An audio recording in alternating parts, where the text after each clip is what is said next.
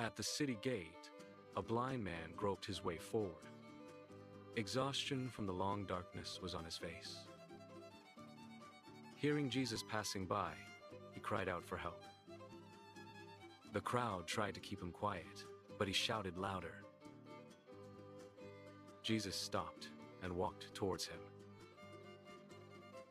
The blind man's hand trembled as he stretched out. Jesus gently touched his closed eyes. In an instant, the blind man took a deep breath. Light rushed into his world like the first dawn. He opened his eyes, and colors flooded his vision. The blind man's face was first confused, then joyful. "I saw." He choked up. The crowd burst into exclamations.